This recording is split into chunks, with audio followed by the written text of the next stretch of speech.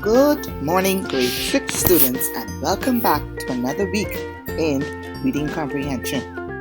Today we will be going over literary devices. We will be focusing on alliteration, onomatopoeia, and personification. My name is Ms. J. Stubbs, and I will be a facilitator for today's lesson. Let's take a look at our objectives. By the end of this lesson, students should be able to identify forms of figurative language such as alliteration, onomatopoeia, and personification. Students should also be able to explain the literal meaning and figurative use of words. And 3, students should be able to interpret and express sensory impressions. That's your thoughts and feelings gained from a selection. Let's do a little bit of figurative language review. In our last lesson, we identified 4 types of figurative language. They were similes, metaphors, idioms, and hyperboles. And we all know that today we're going to be going over alliterations, identifying alliterations, onomatopoeia, but focusing on personification. So let's go a bit further. Using figurative language creates images for anyone reading or listening to it. The writer may use sounds, repetitions, or human qualities to make his or her writing more interesting to read. So today, we will identify alliteration and onomatopoeia, but we will definitely focus on examples of personification.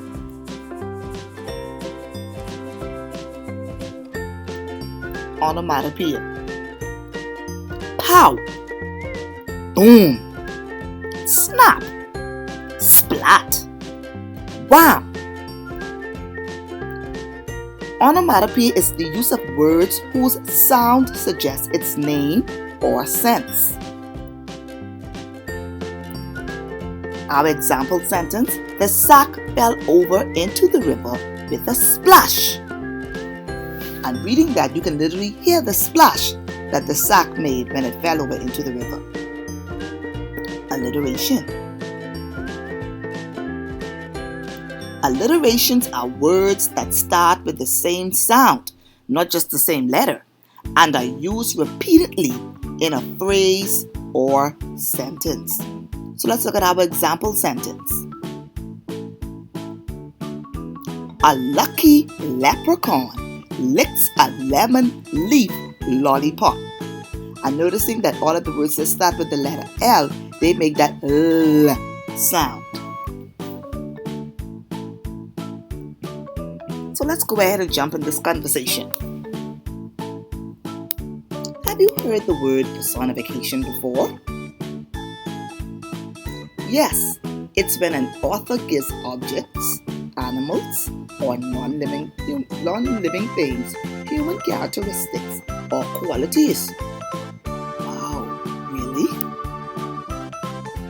So, you are now going to identify the personification example sentences. Then you're going to state what objects are being personified and the meaning of the personification. So let's go and take a look at our first example.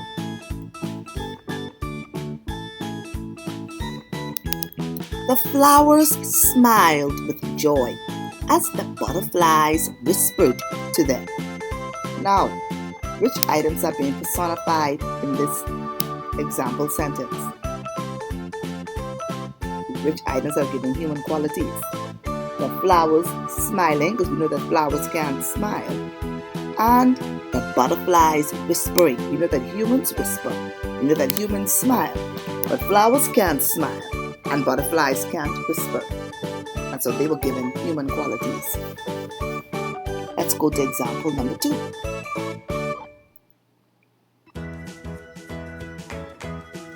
The engine of the car coughed and sputtered as if it wanted to breathe but couldn't. What is being personified in this sense? Well, the engine of a car is coughing and sputtering like it wants to breathe. You know that humans cough or humans sputter when they want to breathe. Cars cannot do that. And so therefore the car has been given the human quality of coughing and sputtering and breathing. Very good, boys and girls. Let's go to example number 3. This one is a poem. Hey diddle diddle, the cat played a fiddle. A cow jumped over the moon. The little dog laughed to see such sport, and the dish ran away with the spoon. Now, what has been given human qualities in this poem? The cat playing a fiddle. Very good. We know that cats can't play a fiddle. Normally, musicians be able to play a fiddle, but cats can't play a fiddle, so that's 1. Very good. The cow jumping over a moon. We know that cows can't jump over the moon. The little dog laughing. We know that dogs don't laugh. We know that dogs bark, but we don't know dogs to be laughing. That's a human quality. And lastly, the dish running away or the plate running away with the spoon. We know that humans run away from persons who they may be in danger of or persons who they're trying to get away from. But we don't know plates and spoons to be running. And so here it is, the plate and spoon is giving another human quality. Very good, boys and girls. Good observation. Now it's going to be your time. You're going to use the words below. You're going to write 2 sentences giving each word a human quality. So you're going to write 1 sentence using the word alligator, and then you're going to write another sentence using the word handbag. Pause the video for a few seconds, and then you're going to share what is it that you wrote. Okay, and we're back. Now you would have shared what you wrote to the person that is sitting next to you. I'm going to share what I wrote while you were writing. My first personification sentence for alligator is: the green alligator danced out of the mud to the beat of the music. Now we know alligators don't dance. So that was my personification sentence. And then for the handbag, it came up with: the black handbag hugged all of the particles in it. We know that handbags don't have feelings, they don't have arms, they cannot hug items. But in this case, that's the one that I use. Very good, boys and girls. Now I have another challenge for you. You're going to look at the words below. Then you're going to try to use them to formulate a short personification poem. The words are clouds, sun, sand, waves, and birds. Pause the video, give yourself a few minutes to write down your poem, and then you can share with someone next to you. Okay, and we're back. Now you would have shared your poem with somebody else. I'm going to share my poem that I wrote with you.